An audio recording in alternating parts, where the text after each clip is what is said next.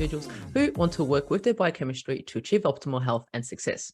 It's Friday, which means it's time for us to talk about health, business, and overall success. In today's episode, we talk to Rafaele Joudry. Rafaele has dedicated her life to helping people overcome auditory problems and enhance their lives through better ear and brain health. She pioneered the first portable sound therapy program after discovering how the program could benefit her mother's hearing difficulties. Rafaele holds a Master's of Psychology specializing in sound therapy. She has authored dozens of articles, plus 3 best-selling books: Sound Therapy, Music to Recharge Your Brain, Trumpet over Tinnitus, and Why Aren't I Learning? As world leaders in self-help therapy, sound therapy, the Joudrys have enabled individuals from all walks of life to benefit from unique discoveries about ear and brain.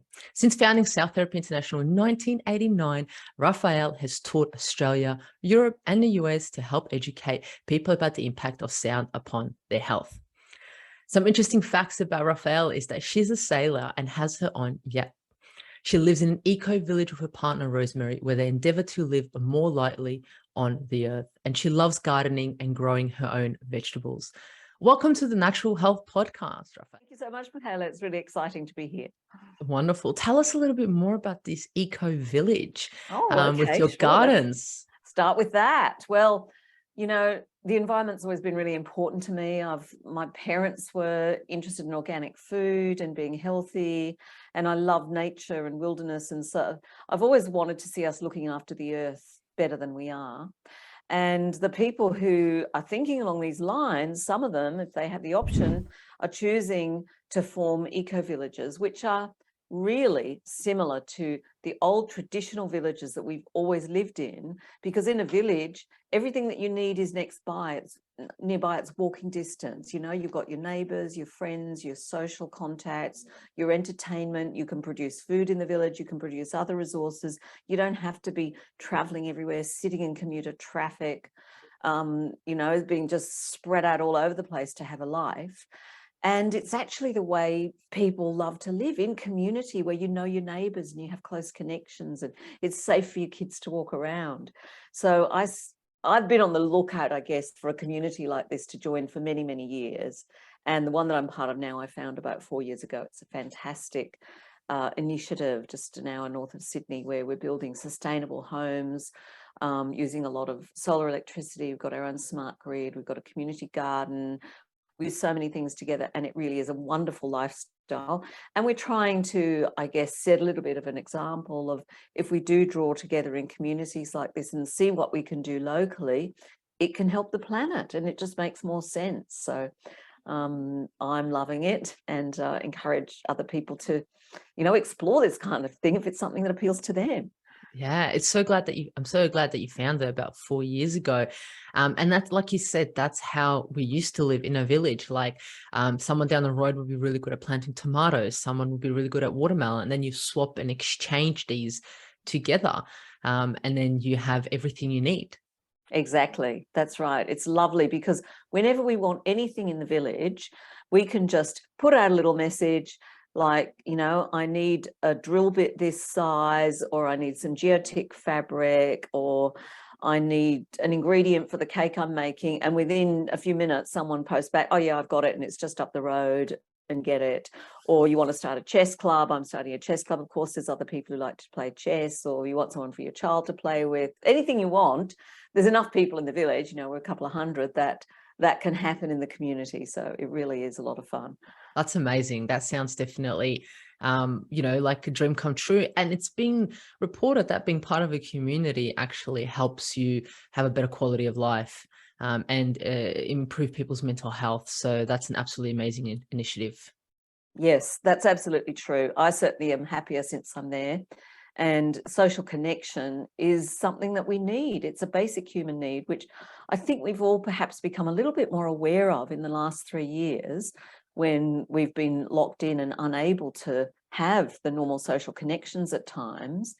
And people thrive on that. I mean, there is research that longevity is improved by, for instance, being in a relationship and having those social connections. It's essential to us. And so, you know, I feel so sad for people who are isolated. It's so unnecessary, but it's a matter of being able to organize ourselves, to have those social connections available. And that's one of the things that this village helps us to do. Yeah, amazing. I love it. Let's find out before we get into today's topic about all things sound therapy, and we've got so much to talk about and so many exciting things. Let's find out a little bit more about you.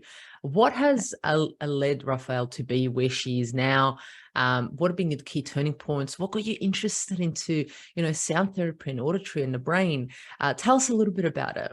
Okay, great. Well, I often think back to a moment when I was 20 and I was in Paris. I was working there as an au pair, and I met up with a friend of mine, and I just had a chance meeting that night with a Canadian doctor who my friend knew, and we were just having a dinner, and I was told that he worked in sound therapy, and I didn't know what that was. I'd never heard of it.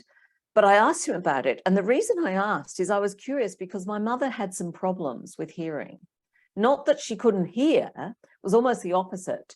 She was very, very sensitive to loud sound. She had what's called hyperacusis, but she also had what we call the cocktail party syndrome, where she couldn't follow a conversation if there was any background noise. So in a noisy room, she just couldn't deal with it. She would be no good at a cocktail party at all.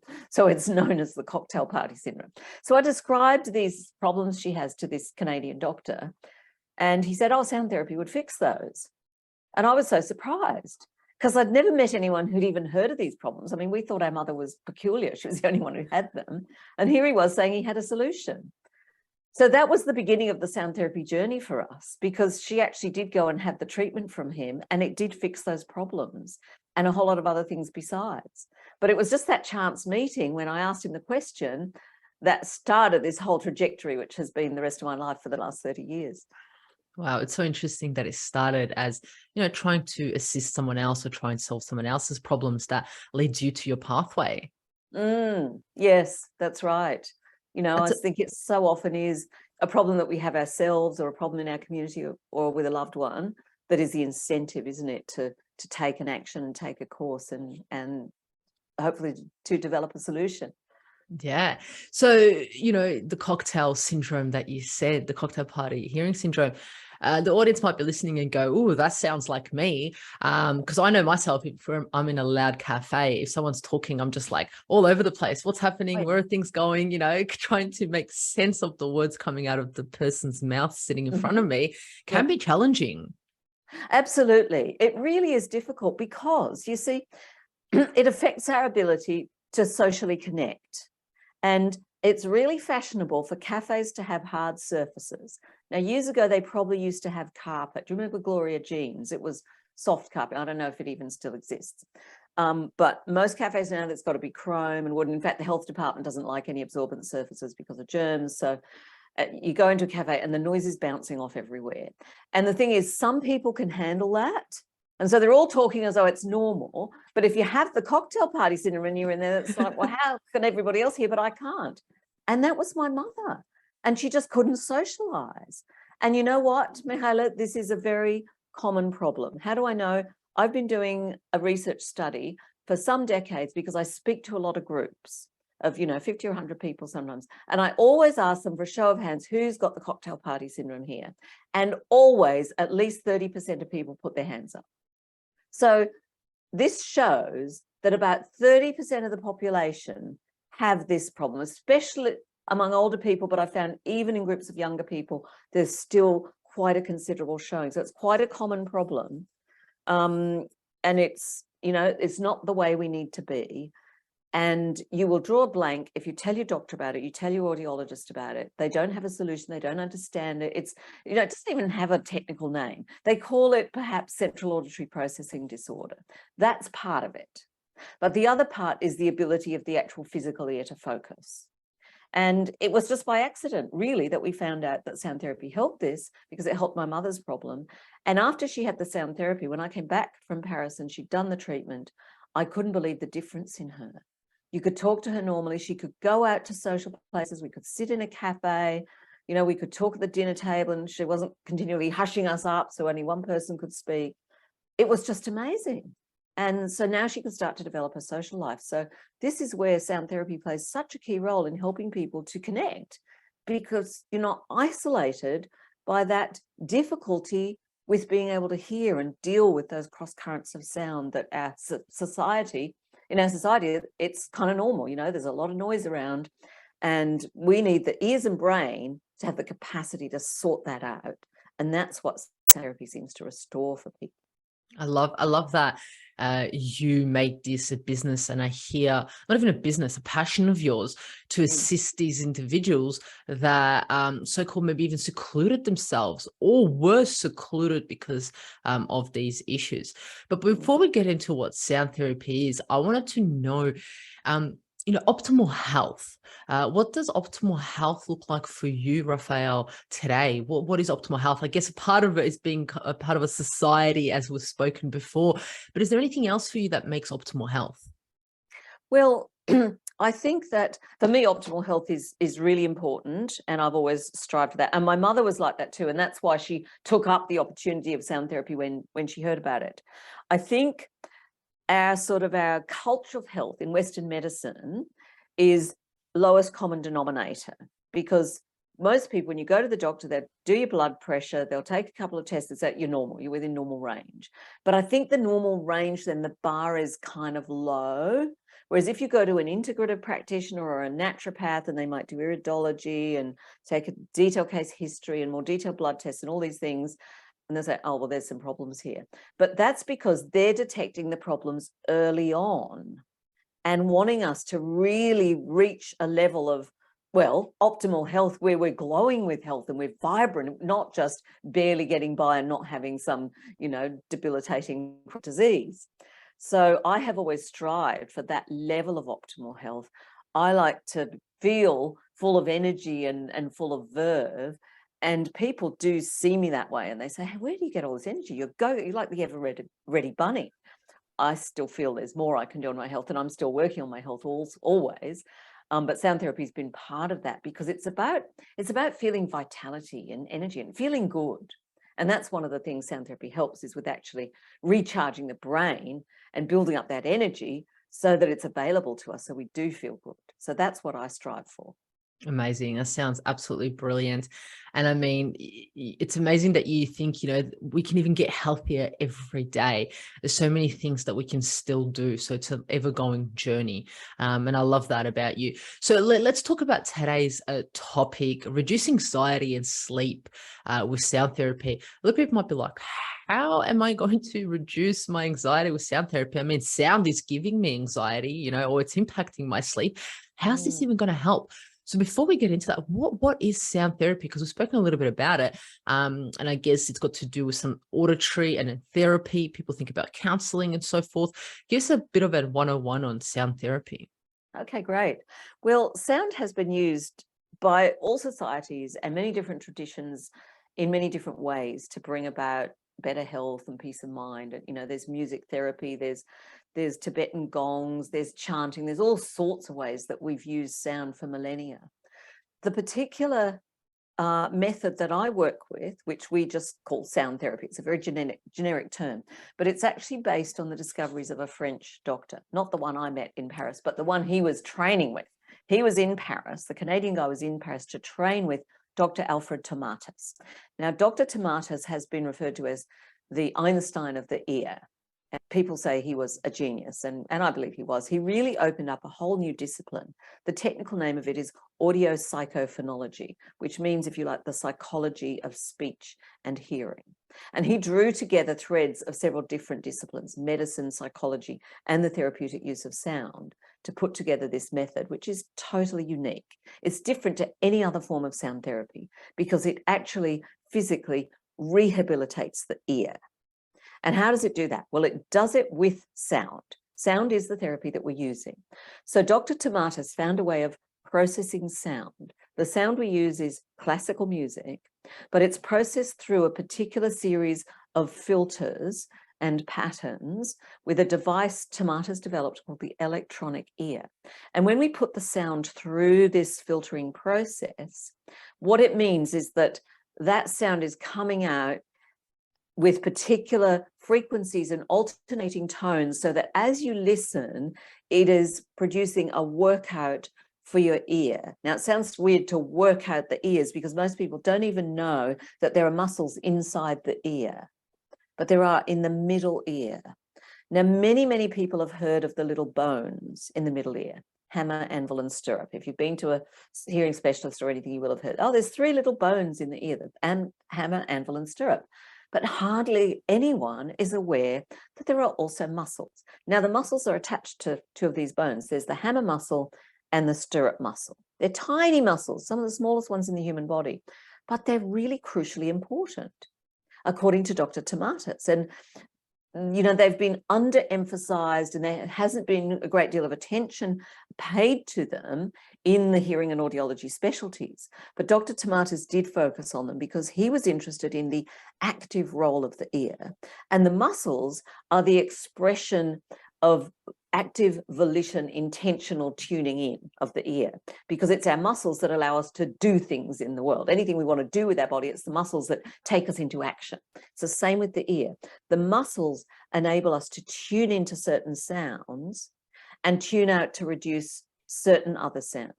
And here we have the answer to cocktail party syndrome and hyperacusis, sound sensitivity.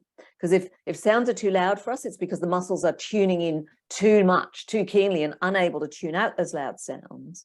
And if the sounds are blurred, we can't separate one sound from another, it's because the muscles are not able to do that fine tuning to help the ear tune in to which sound we want to listen to in that moment. That's part of it. There's also the brain, but the ear muscles are part of our ability to tune in and not suffer from that cocktail party syndrome. So when you listen to sound therapy, you're being put through a progressive, gymnastic, rigorous, gradually increasing series of exercises for the ear that's retraining those muscles and teaching the ear once again to work the way it should and to tune in effectively to sound.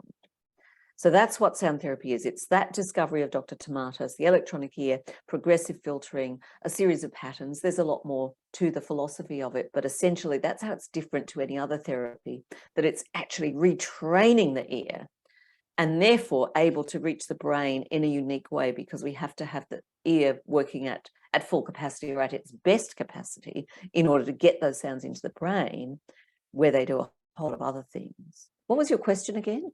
Yeah, about sound therapy. I mean, you've just, I think, wowed a lot of the audience, even wowed me. Even the fact of, like, you saying that, you know, ears have muscles. I mean, when we think about muscles, we think about going to the gym, let alone retraining our ear. And for, you know, the doctor to realize all of this is extraordinary. And then to make an electrical ear machine to be able to train it is just phenomenal. And it gives hope to a lot of individuals who may be like, well, I can't, there's nothing else that can assist me with this. So how is, you know, you've mentioned you've got like music therapy, right? So people may have heard about music therapy. How is that kind of different to sound therapy? Is there a key difference? Does it kind of work on the same element? There is a key difference. With music therapy, what they do is they take some music, and they probably choose music that has something to do with your history, that has an emotional meaning for you, and play the music, and it helps you to feel better.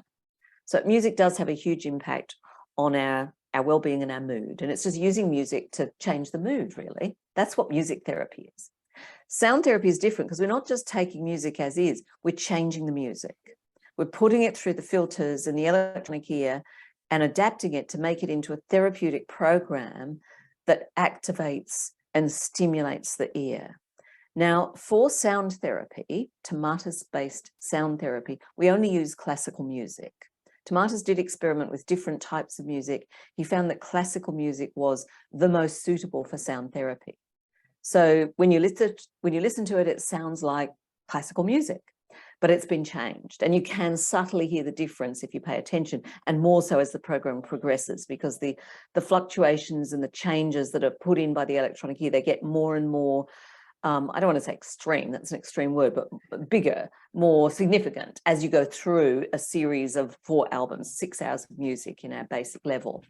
And so it's like We do say it's just like taking your ears to the gym. It's giving the ear a workout, and it's progressive. So when you first go to the gym, you use gentle exercises, the lightweight machines, and you gradually build up over a period of weeks to the stronger ones. And this is what we do with the music program. You start with just album 1, and after a week or 2, depending on your particular listening routine, then you go on and you bring in album 2, and then eventually album 3, and until you're listening to all 4 of the albums. And that is gradually, progressively training the ear with this gymnastic process because of the alternating tones that have been put into the music. So when we put it through the electronic ear, it means that you're alternating, getting a higher emphasis on the high frequencies, which is the high tones, and then a more emphasis on the low frequencies. It's going back and forth. And that is making the muscles in the ear alternately tense and relax, tense and relax, which is what's happening anytime you're exercising muscles. They tense and relax, and that's how you build the power of the muscles. So that's what we're doing for the ear muscles. But it's gradually increasing the difference in the intensity between the high and the low as you go through the program. And it's the music itself doing it. You know, we're changing the way the music is expressing the tones, not adding something else in. So it sounds pleasant to listen to. And so it does engage your emotions and your brain in the complexity. But it's that gymnastic process of the muscles that is the unique difference between sound therapy and any other form of musical sound therapy that you might come across. Yeah, thanks for answering that and clearing that up. And then who would kind of use sound therapy? I mean, individuals who might have the cocktail syndrome. Who else would benefit from it? Is it only a certain type of individuals? Do you have to be diagnosed with an ear disorder? Do you have to have something, or can anyone benefit from it? And what are those benefits? Well, I would say, Michaela, that anyone who has ears can benefit from sound therapy. And, you know, that sounds like a joke because we think we all have ears, but there are some people who have no hearing at all. And I often get a question from an audience, what about someone who's profoundly deaf? Now, if you've got no hearing at all, it's not really going to do anything for you if you actually don't have an ear. But, you know, even people who are called profoundly deaf often have a teeny weeny little bit of hearing, and it can still help those people. But it can also help people with perfectly normal hearing, just like anyone who has muscles needs exercise, not just people with an injury to their muscles. So anyone who has ears will benefit from sound therapy because it's not just for ear problems, although it helps ear problems. It also helps general well-being, and it helps us to achieve optimal health. Now, I don't have any ear problems. I never have. But I've used sound therapy for 30 years. What has it done for me? Well, it helps me to sleep better, to sleep more deeply. Now, I'm not a person with insomnia. People with insomnia, it's amazing. It completely changes their life. That was my mother. She had insomnia. I've never really had insomnia, but it still helps me to sleep better. And it helps people who have stress and anxiety. Now, I don't have a lot of stress and anxiety, very mild. But people who have, you know, moderate or severe stress and anxiety, sound therapy is really effective. So we all need stress management and better sleep, even if, like me, we're pretty healthy. But for most people, there's a certain level of anxiety and there's a certain level of stress that may be affecting your sleep. Sound therapy is so effective for those conditions. How does it help? How does it help someone with sleep and or anxiety? I mean, okay. yeah. Yeah, good question. Well, you see, it works on the brain. Now, I've talked about how it works on the ear, because first it works on the ear in order to access the brain more fully. But we're really targeting the brain because it's the brain. Anxiety happens in the brain. Insomnia happens in the brain. So we need the brain to be calm and able to focus in a positive state. So there's a couple of very significant ways that sound therapy works on the brain. So one of them has got to do with certain centers in the forebrain, the cortex of the brain, which affect our mood. Now, there's been some really interesting research done by Richard Davidson at Madison University, and he used meditation. He used EEGs on people while they were meditating to find out what effect meditation had on the brain. What did you see changing? Which parts of the brain lit up when people are meditating and they're in that calm state? And he discovered there were certain centers in the left forebrain that were lit up with meditation. And this is confirmed by other research. If you read the books on the brain by people like Rachel Carter and those who educate the general public about the brain, what we learn is that centers that help us to feel more positive and in a happy mood tend to be a bit more in the left brain. And centers that tend for us to feel a bit more negative and depressed and down tend to be more in the right brain. Now, some people are going to be offended that I say this because there's a general belief in the whole population that the right brain is good and we should be more right brain and we're too left brain. It all came from that book, Drawing on the Right Side of the Brain, which is a great book. The right side of the brain is drawing. It's for spatial perception. And it's absolutely true that you can draw better if you engage your right brain. However, language is a left brain function, primarily. It's both sides, but it's more a left brain function. The left brain is more linear. Both sides of the brain are important. Both sides of the brain are engaged in creativity. It's not true that only the right brain is creative. So things got a little bit oversimplified in the public perception of that book, and everyone thinks, oh, left brain, you're really narrow and, you know, pernickety and you know, like that, and right brain, you're creative and you're positive and you engage. It's a little bit exaggerated that way. But if you scientifically look at which sides of the brain light up in which situations, it's actually true that positive mood states are more linked to the left brain and negative mood states are more linked to the right brain. And they know this because people who've had a stroke, if it affects the left brain more and therefore they're functioning more with the right brain, they can get very down and depressed, and vice versa. If it affects the right brain more, it might be just as serious as a stroke, but if they're functioning more on the left brain, they tend to be more up and positive. And this research that shows that meditation enhances and activates some left brain centers helps us to feel more positive. Now, this all ties in together and explains a key discovery of Dr. Tinnitus, the inventor of sound therapy. Dr. Tinnitus discovered through his work that we function better if the right ear takes the lead role in our listening. So people often, when I first tell them this, they're a bit perturbed. What? The right ear more active than the left? But our ears are both sides and they should be the same. And shouldn't we be balanced? And, you know, with the body and the spine and everything, it's good to be balanced and even. But with the ears, the right ear needs to lead. Why? Well, the two sides of the brain are different, as we've just been discussing. And in particular, the most notable difference between the two sides of the brain is that the language center is primarily in the left brain. Now, Haley, you may know, and many of your listeners may know, that there's actually a crossover between the brain and the body.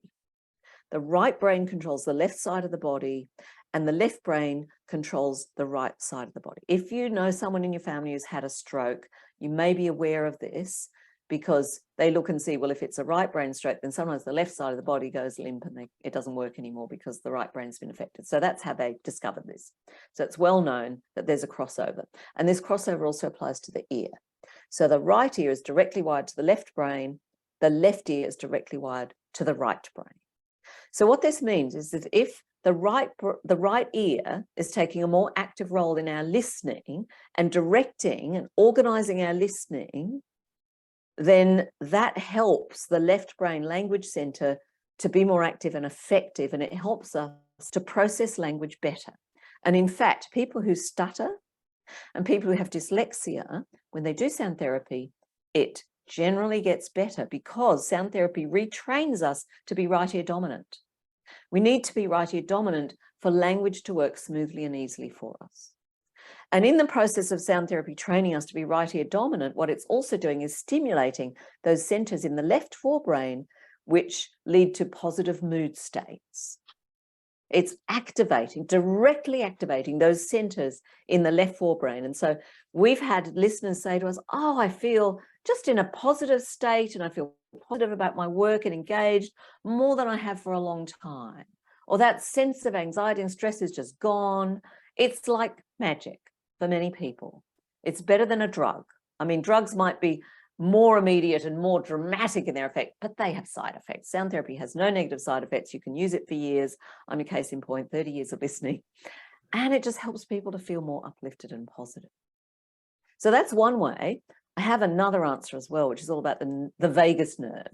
Please share with us. Yes, let's share. Okay, I'm sure you've talked about the vagus nerve on your show before. Everyone's talking about the vagus nerve now. So the vagus nerve, for those who haven't heard a lot about it, is it's one of the 12 cranial nerves. There are there are 12 nerves which come directly out of the head. They're as distinct from the spinal nerves, which go down the spine and then, feed out to the rest of the body. The cranial nerves are working in and around the skull. And so most of them are to do with our primary sense organs or our head and neck relationship, everything up around this area. But one of those 12 cranial nerves goes all the way through the torso, the thoracic, the abdomen. That's the 10th cranial nerve, the vagus nerve. It's named after the vagabond. That's why it's called the vagus, or the wanderer, because it wanders all the way through the thoracic cavity, and it affects our heart rate and our digestion and all of those things. So interesting the way we evolved. We are so complex.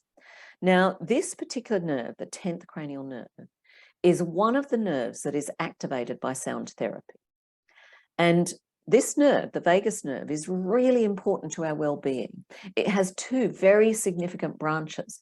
One of them is the fight or flight branch, which activates the fight or flight reaction, where the heart races and our breathing accelerates and we're all ready to run away from the lion. And everyone's heard about this. We've been talking about it for decades. So that's one branch of the vagus nerve. But it has another branch which has just been gaining knowledge and attention in the last 20 years or so, which is the social engagement branch of the vagus nerve. That's the ventral vagus. And that's a very different action that it has. When the social engagement branch is switched on, we are calm, we are connected, we have eye contact, we have rapport, we feel close and connected with the people around us, we feel comfortable, we're relaxed, we're positive, our anxiety is gone. And the really interesting thing is that when we listen to sound therapy, it switches on that nerve. It switches on the social engagement branch of the vagus nerve because it's linked to the middle ear muscles. This has been confirmed by recent research by Stephen Porges in the last 20 years. So it's, this is scientifically proven facts that I'm talking about. And that is another explanation of why sound therapy helps us to be calm and helps that anxiety to just disappear. And we've had people with all sorts of anxiety disorders, whether it's language or performance related, whether it's actually to do with a condition like depression or autism. People with autism often have a lot of anxiety, even schizophrenia, people with all these different diagnoses who have quite severe conditions. Sometimes we've seen really dramatic changes with sound therapy, but also for people who are just, leading a standard and successful life, but they're a little bit anxious and overstressed. Sound therapy helps them to be calmer and still very active. It's not, the other reason that it's really a better alternative, I guess, than medication is with medication, you tend to be between two poles. You take an upper and it stimulates you and you can be a bit hyper, or you take a downer and it depresses you and then you don't have much energy. It tends to be those two extremes. But sound therapy isn't like that. It actually gives you balance and choice. It gives you the choice to be energized, but also to rest well and to be calm. So when you lie down to sleep, you can go to sleep quickly. But when you want to wake up, you can be switched on and you can be engaged. So it's working with our natural system, because naturally we should have that ability to be on and engaged, or to be calm and relaxed, and to choose between those different states and to switch those states easily. And that's what sound therapy helps us do. It's interesting with everything that you said, listening to the audience and me are like, wow, what is this drug? Give that drug to me now. Because it sounds like it does wonders. It sounds like it can assist not only people who have issues with hearing, but also people who may have anxiety, be overstimulated, have maybe autism, have attention disorder, be overly active. And like you said, if by taking drugs they may overstimulate you or really calm you, and I guess that's what a lot of people are scared of, because they still want to be productive, and sometimes their anxiety makes them productive, so they're like, I don't want to take anything that's going to stop me from being productive. But with what you've said is that it works on the vagus nerve, it works on our nervous system, and it helps balance us so we are able to focus to what we're doing, hear things, absorb them and process them in a more efficient way, which sounds amazing.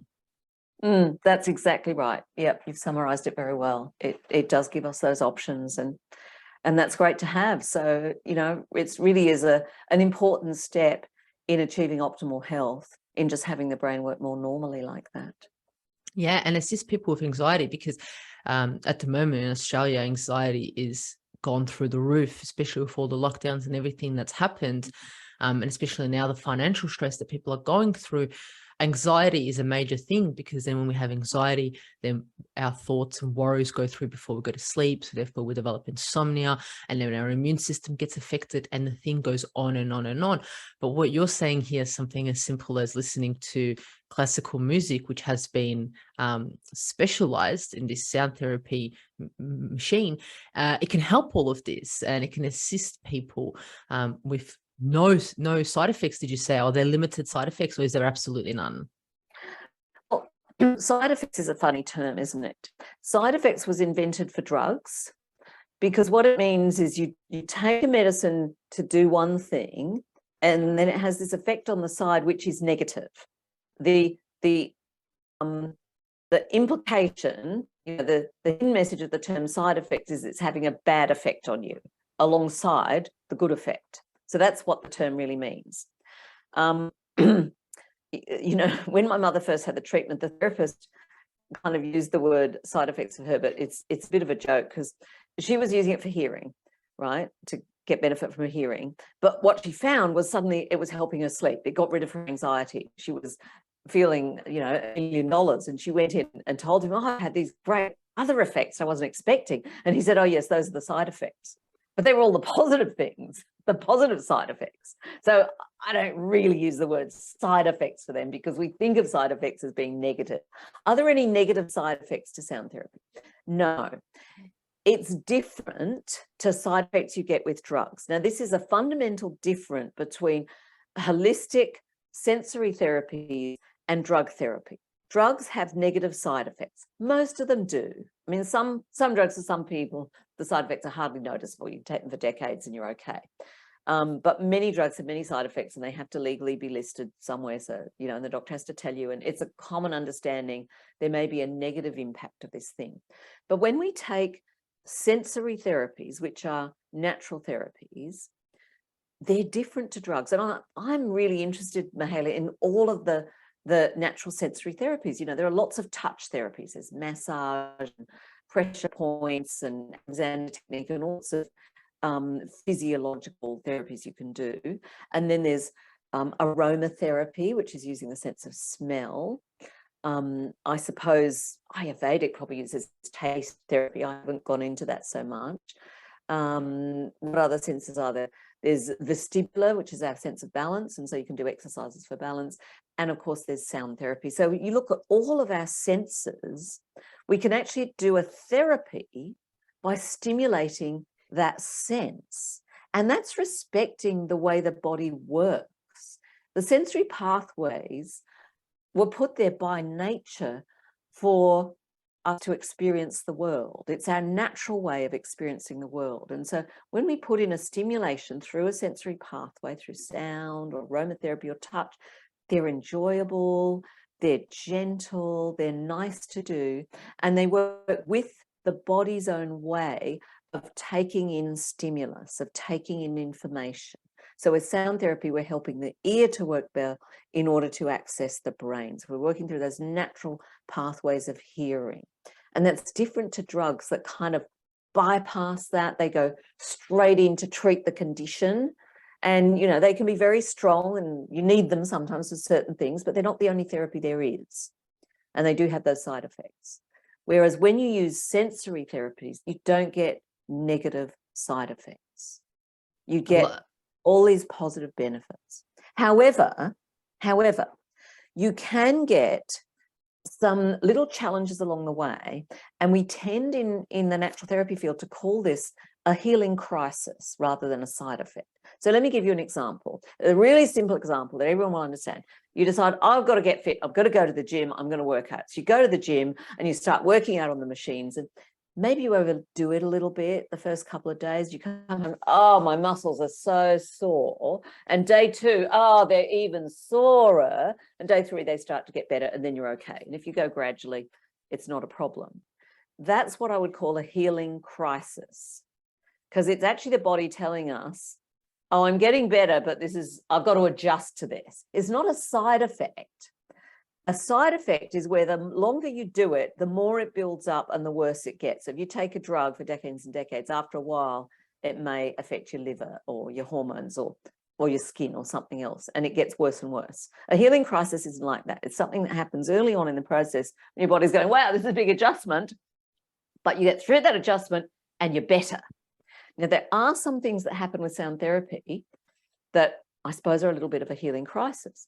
One of them is, when people start doing sound therapy, many of them become tired initially.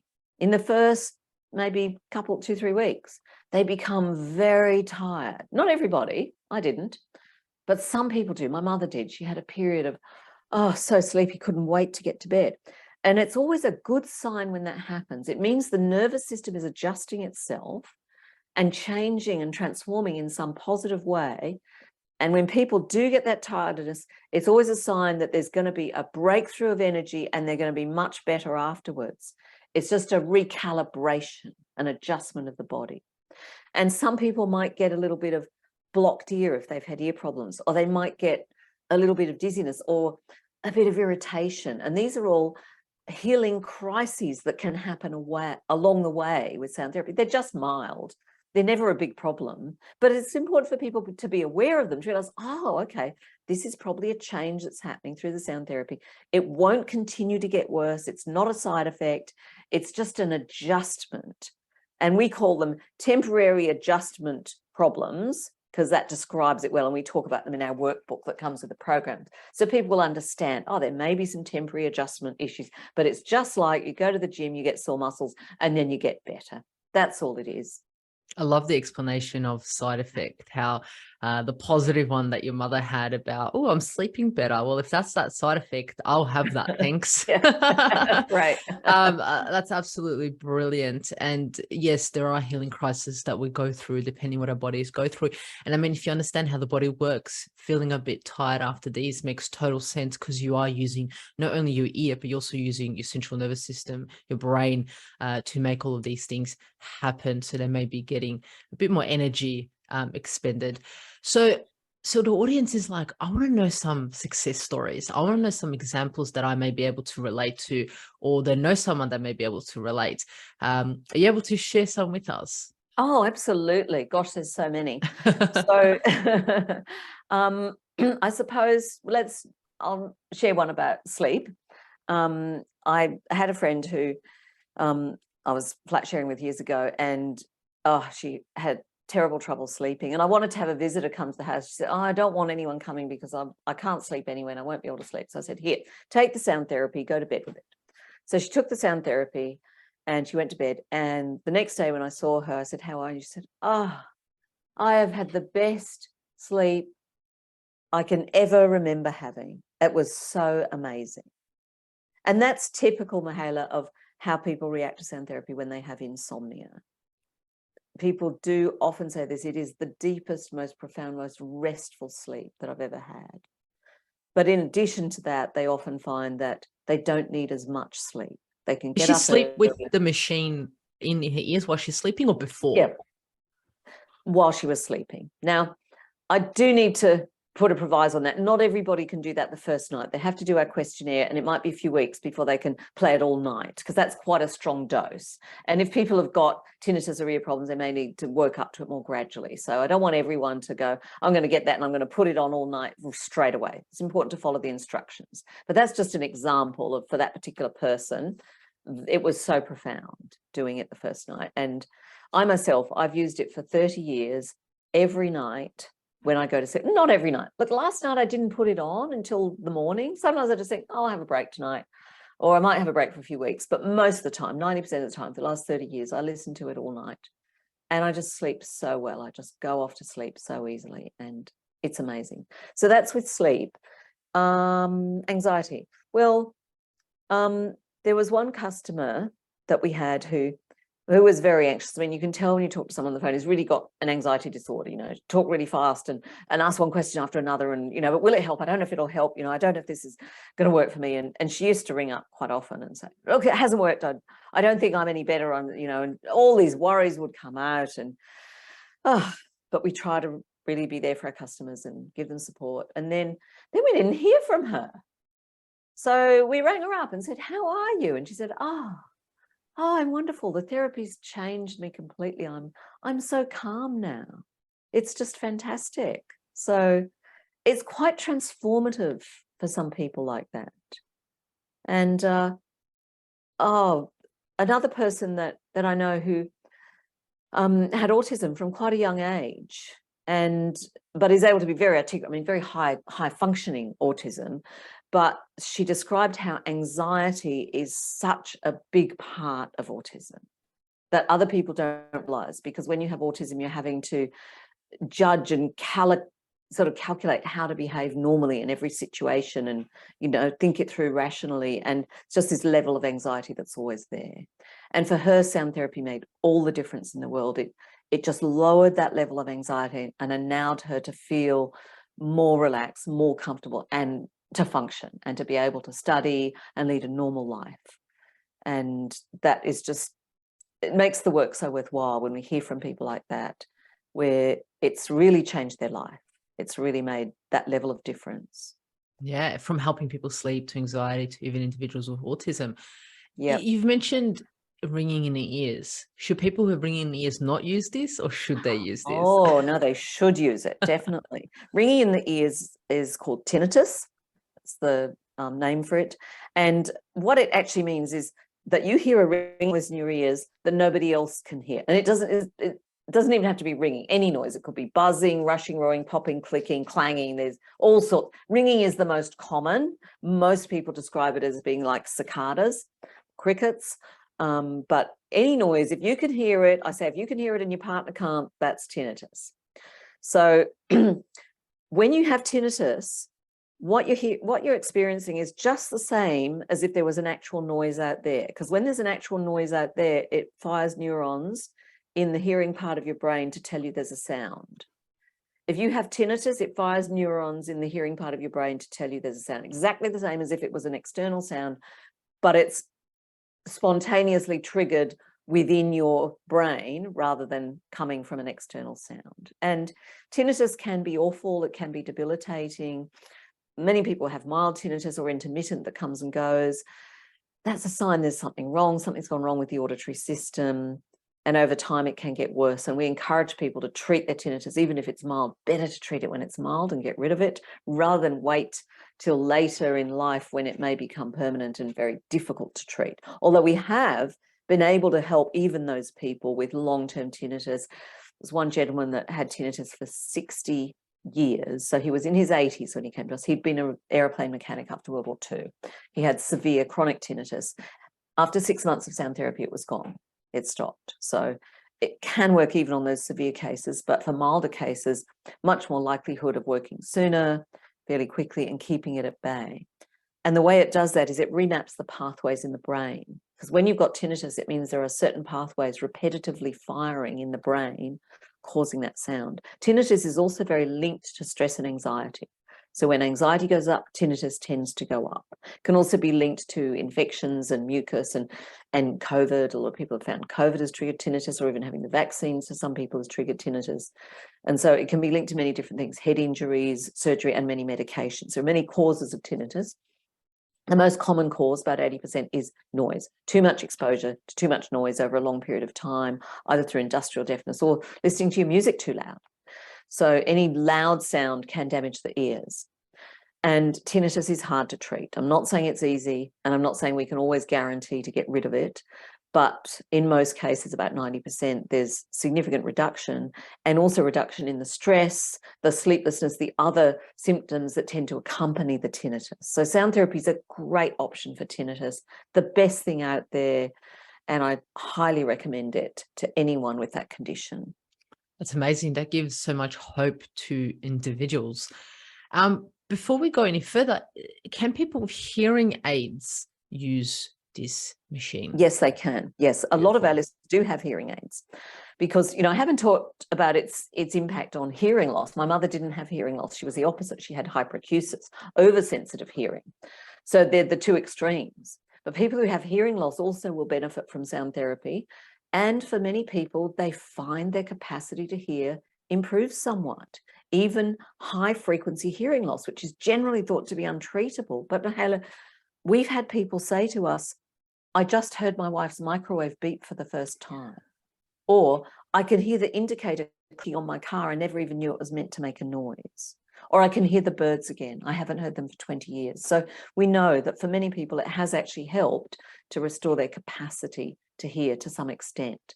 I'm not saying it's instead of a hearing aid, but people who have a hearing aid, if they use sound therapy as well, it's going to help. And the biggest reason for that is when people have cocktail party syndrome and they use a hearing aid, often it seems to make that worse because it magnifies all the background noise as well. And they actually find it's harder to differentiate. And so it's not really the solution in public social situations, which is exactly where you need it. 100%, 100%. So for those people, if they can do sound therapy and it can help them with the cocktail party syndrome and the differentiation of sound, then they're going to be able to get better value from the hearing aid because they won't be struggling so much with those cross currents of sound. So yes, definitely, people with hearing aids, whether they have mild, moderate, severe, or even profound hearing loss, people have told me it's really helped them at all those levels of hearing loss. That sounds amazing. So for the audience to get a bit of an idea, what is this? Is it a machine? Is it like a 2 kilo heavy? Is it tiny? Is it on their phone? Is it on their laptop? What is it? And how does it work? Like, does a person have to buy it? Tell us a bit more about it. Yep. So the therapy program is actually music, but it comes on a machine. I'm looking to see if I've got one on my desk. I was going to hold it up for you, but I know a lot of people will be listening to audio. So I'll just describe how big it is. It's significantly smaller than a mobile phone, but a quarter or less. It's like not much bigger than a matchbox. So it's not that heavy. It's a little metal machine, very good quality, specially made for sound therapy, only used for sound therapy, a purpose-made device. In my kitchen, I don't like having a lot of devices that only do one thing, like a lettuce dryer and egg slicer, because it takes up too much room in the drawers.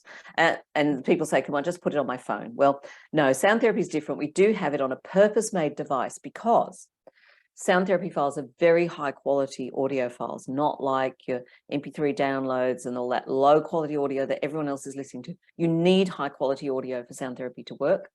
And you want to have it on your body all the time. You may not want to have your mobile phone on your body because of radiation. So sound therapy, you can have it.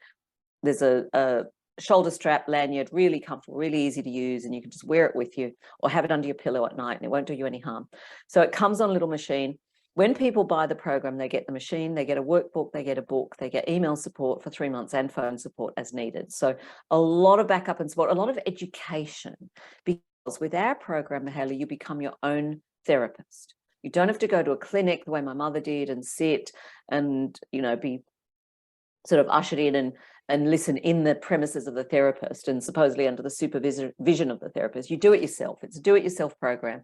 So you save thousands of dollars by using our program. You read the book and you are your own therapist. So we're all about making it affordable, portable, accessible. We send you the package. We can send it anywhere in the world. We have people in 72 countries doing sound therapy, so it doesn't matter where you live.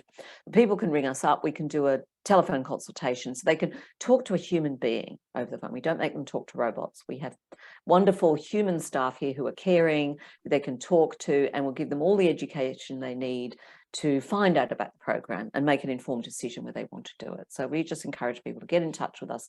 We'll look after them and answer all their questions. That sounds amazing. And I love that you mentioned that it's, not like a mobile phone that has radiation when you're sleeping, because that's the last thing you kind of want with you when you are sleeping. And it's amazing that you also ship it worldwide and it's available. So when you buy the first program, is that like a tape? Is it downloaded when you move to the second one, the third one, or does it become all in one? Our basic essentials program is 6 hours of music on the one player already downloaded. We don't require you to download it. They're huge files, so we have them preloaded. Yeah. So that's your basic essentials programs. We do have advanced programs for later, but better to think about those later if people want to do them, because they have enough in the basic program to last them 3 months or many more months if they choose to just stick with that. 6 hours of music, progressively filtered, and that will start off with all of these benefits that we've been talking about today. Amazing. That sounds absolutely amazing. And I mean, you've shared such amazing knowledge with us today about the ear, the brain, sound, sleep and anxiety all mixed in together, which is so, so knowledgeable. So thank you so much for sharing your knowledge. And before we let you go, I want to know one thing is the audience wants to know, Rafael, is there one thing that you do every day, once a month, that allows you to achieve optimal health? I mean, one of them would be listening to your sound therapy, but is there anything else?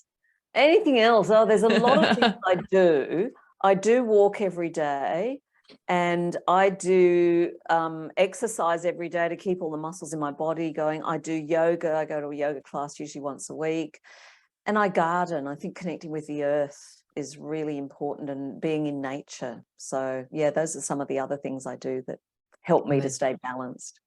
Amazing. Yeah. And if the audience wants to get in touch with you or wants to purchase one of these, how can they access this? And I'll put all of this in the show notes also. Well, we've got a special offer and a special contact point for your podcast listeners so that we can deliver them really interesting, relevant information. So I'm going to give you a link that they can go to. So it's mysoundtherapy.com/podcast. mysoundtherapy.com/podcast. If they go there, they can actually download a free ebook and request information on any one of 35 or so different conditions. And we'll send them lots of information and be in touch, and they'll be given a phone number too and offered a free telephone consultation. But that's the starting point for your podcast listeners to get that special deal that we're offering for them. Wonderful. Thank you so much, Rafael. Really, really appreciate it. Is there anything else you want to share with the audience before we close off for today? I just want to say, Michaela, you are amazing. What you're offering your audience, I just think you're a fantastic interviewer. It was such an interesting conversation, and everyone that's tuned into you is learning a great deal. And so thank you for the work that you're doing in helping people like me to bring our message to more people. It's fabulous. Thank you. Thank you so much, Rafael. And thank you for being on Natural Podcast. Appreciate all your knowledge. Thank you for joining us on Natural Podcast. And remember, the missing link between failure and success is your health.